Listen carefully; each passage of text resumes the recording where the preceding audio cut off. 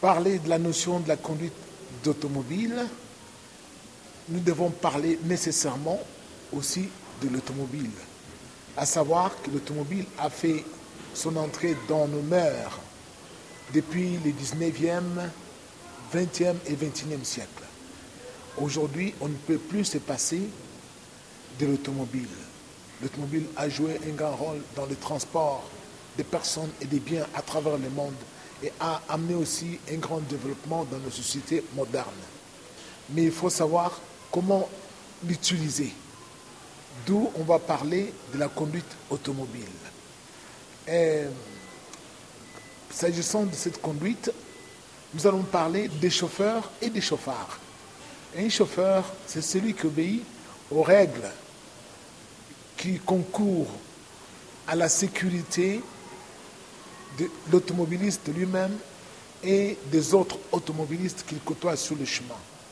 Tandis qu'un chauffard, c'est celui qui ne respecte pas les normes nécessaires ou voulues pour assurer une bonne conduite, non seulement pour sa propre sécurité, mais aussi pour la sécurité des autres. Alors, s'agissant des chauffeurs, tout le monde devrait être un bon chauffeur. Comment? Parce que pour être un bon chauffeur, avant de prendre une automobile, il faut d'abord s'assurer de son contrôle technique. Savoir que l'automobile qu'on va conduire est en mesure de nous protéger. Avant d'y accéder, avant de manœuvrer l'automobile, il faut s'assurer de son contrôle technique. Si cette automobile est en mesure de nous transporter d'un point A à un point B en toute sécurité. Et cela étant, il y a maintenant ce qui vient par la suite. On ne devient pas chauffeur qui veut devenir chauffeur. Il faut, avant de devenir chauffeur, connaître certains enseignements, à savoir les codes de la route. Et ces codes de la route indiquent clairement à tout celui qui veut devenir chauffeur comment sont les lois de la route ou les lois de circulation quand on est sur la route pour assurer sa propre sécurité et la sécurité des gens, des autres automobilistes ou des gens que l'on transporte à bord de son automobile. Quand on ne connaît pas les codes de la route, mais qu'on s'engage sur la voie publique ou sur la route, non seulement on va mettre sa vie en danger, mais on mettra aussi en danger la vie des autres. D'où il faut savoir que dans notre pays, par exemple, nous avons la Commission nationale de la prévention routière.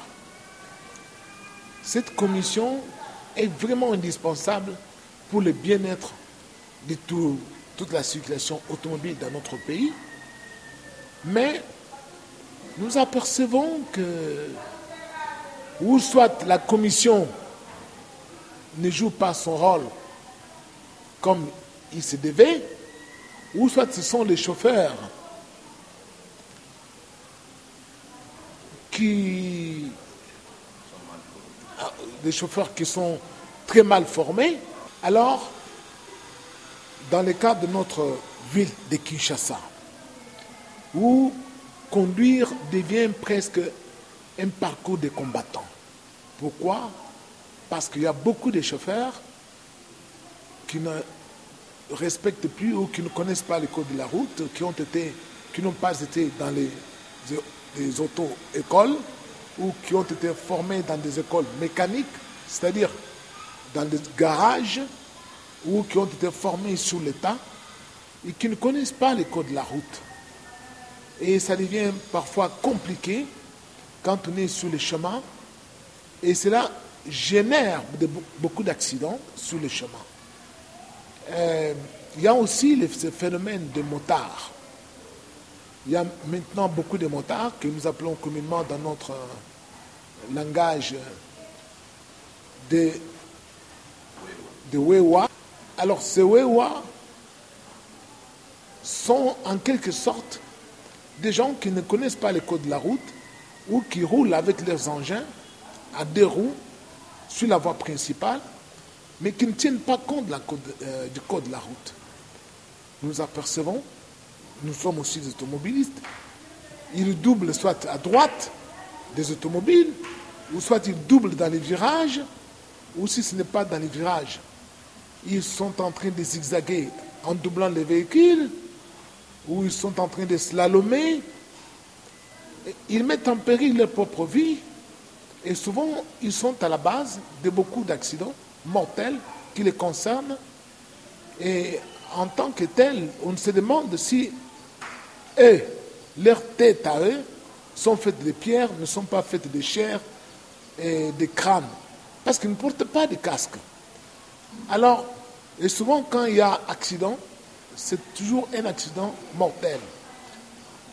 Et en tant que tel, la Commission nationale de la prévention routière devrait sévir rigoureusement pour empêcher de tels accidents. Parce qu'on s'aperçoit qu'il y a sur les routes de Kinshasa l'apparition d'une certaine brigade de Wewa. Ils se font justice. Non seulement eux-mêmes, ils sont à la base de beaucoup d'accidents, mais quand il y a accident, ils prennent soit en chasse d'automobilistes et ils l'entourent, ils font des menaces. Donc il y a quelque chose là qui est en train de s'établir dans les routes de Kinshasa et que la Commission nationale de prévention routière devrait éradiquer rapidement pour faire son travail. Et cela étant, il y a aussi des officiels de l'État sur nos routes qui devraient servir de modèle. Je parle par là de policiers, de soldats. On s'aperçoit que souvent, quand il y a un embouteillage, comme aujourd'hui, on est en train de faire des travaux de saute-mouton, à l'approche de ces endroits où il y a des travaux de saute-mouton, on roule tranquillement, on roule tout doucement, parce qu'il y a un peu de goulot d'étranglement. Et là aussi, on s'aperçoit que les policiers qui sont affectés pour réguler la circulation sont en train de harceler aussi les automobilistes. Ce qui crée maintenant un chaos total. À ces endroits-là, vous allez trouver la prolifération des policiers, parfois 20, 30, 50 soldats et 50 policiers de la police routière et qui sont là et qui harcèlent des automobilistes et cherchant à échapper, et ça crée aussi beaucoup d'embouteillages et des accidents. Et nous devons aussi savoir que quand il y a embouteillage, un automobiliste, tout automobiliste, qui qu'il soit, devrait respecter les codes de la route. Il ne faut pas emprunter le sens interdit, quitter le sens normal, entrer dans l'autre sens, soit passer de l'autre côté du séparateur, parce qu'on est officiel de l'État, parce qu'on est, je ne sais pas, on est pressé. Être un officiel de l'État en charge de la chose publique, il faut savoir que nous devons prêcher par l'exemplarité patriotique. On est en quelque sorte un éducateur de masse. Parce qu'on s'aperçoit souvent quand on est sur le chemin, lorsque les officiels commencent à emprunter un sens interdit, d'autres automobilistes aussi les imitent et ça crée un bouchon. Et vous pouvez y passer des heures et des heures. Et comme vous savez, dans notre pays, il n'y a pas de toilettes publiques. Lorsque le bouchon termine au bout de 2, 3, 4, 5 heures, vous voyez sur la chaussée les gens qui se sont soulagés dessus. Et toutes ces choses-là, ça ne fait pas l'honneur de notre ville. Et cela étant, il faudrait aussi qu'en ce qui concerne la conduite automobile à Kinshasa, que l'hôtel de ville puisse non seulement disposer d'un transport en commun, à savoir les bus et les taxis, mais l'hôtel de ville puisse aussi mettre à la disposition de sa population un service d'ambulance en cas d'accident.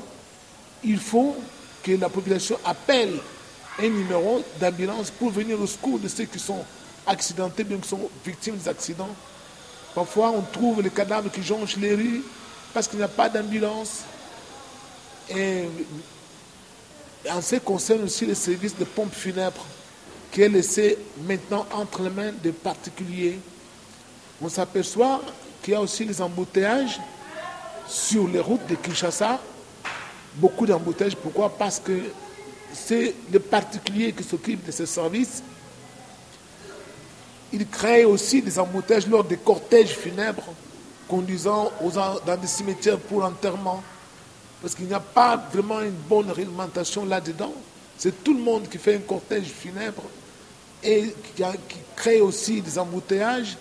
Et toutes ces choses-là, notre hôtel de ville devrait prendre cela en charge, non seulement des transports en commun, mais aussi des services d'ambulance, des services de camions incendie, hein, pour pouvoir venir au secours des incendies, parfois qui sont dans les villes, dans les maisons. On s'aperçoit que ce côté-là, l'hôtel de ville n'est pas très bien équipé. Aussi, en ce qui concerne les heures de pointe, par exemple, nous avons vu dans d'autres villes, les grandes cités ou les grandes métropoles à travers le monde, quand il y a heure de pointe, quand on parle de heure de pointe, c'est par exemple de 7 heures du matin à 8 heures. Là, on s'aperçoit qu'il y a des enfants qui vont à l'école, des gens qui vont au travail. Il y a beaucoup d'influence en ce qui concerne les automobiles sur les chemins. À ces heures-là, et les heures du soir aussi, de 18h à 20h, il ne faudrait pas qu'il y ait des engins comme des camions remorques, des camions citernes, des tracteurs sur les chemins, parce que ça empêche la visibilité entre les véhicules de taille moyenne ou bien de petite taille. Dans d'autres pays, on interdit la circulation de tels engins dans les heures de pointe, parce que ça crée aussi des accidents. Mais dans notre pays, on s'aperçoit que quand il y a heure de pointe, vous roulez sur la même voie avec un engin qui vous dépasse au-dessus, la hauteur, vous ne pouvez même pas voir de l'autre côté. Et puis si cet engin faisait une fausse manœuvre, il y a mort d'homme. Alors toutes ces choses-là, nos autorités de l'hôtel de ville devraient y penser pour pouvoir sécuriser nos villes et la circulation à Kinshasa, sauver les vies humaines. Quand il y a un accident, il faudrait qu'il y ait un service un service de secours qui vient pour enlever rapidement les véhicules qui sont entrechoqués ou bien qui se sont télescopés pour ne pas mettre en péril ou pour ne pas créer d'autres accidents par après. Mais ici chez nous, sur les routes, parfois il y a accident et ces mêmes véhicules traînent sur le chemin toute la nuit et parfois celui qui n'était pas concerné par l'accident qui vient parce que l'éclairage public a déjà failli à beaucoup d'endroits, il fait noir la nuit, la conduite devient parfois difficile la nuit à travers la ville de Kinshasa parce qu'il suffit de croiser un automobiliste qui vient dans l'autre sens avec des phares à 100 mètres et ça met en péril celui qui a des phares qui sont très faibles. S'agissant de motards, par exemple, là aussi, il y a des motos qui n'ont pas de clignotants, qui n'ont pas de phares la nuit, mais qui sont en train de circuler nos routes la nuit. Ça met en danger la vie de beaucoup de personnes. Et quand on parle de la conduite saine, il faut penser aussi à combattre l'alcool au volant. J'ai été dans un pays où on faisait une campagne contre l'alcool, contre l'alcoolisme. Boire ou conduire, il faut choisir. Alors, quand on est chez nous, jusqu'à présent, on ne s'aperçoit pas que conduire étant dans l'état d'ivrogne est un crime. Parce que quand on a l'alcool dans son sang et qu'on conduit sur la voie publique, on met sa propre vie en danger et la vie des autres. On devient criminel parce que les réflexes se trouvent diminués. D'où la Commission nationale de la prévention routière devrait aussi disposer parmi ces instruments de prévention qui aident à faire le dépistage de l'alcool dans l'air respiré, qu'on met à la bouche des automobilistes pour savoir que l'automobiliste est en état de conduire ou non. Mais généralement, dans nos rues de Kinshasa, dans nos avenues, sur nos routes, les gens conduisent, ils sont déjà ivres et ils cognent tout le monde.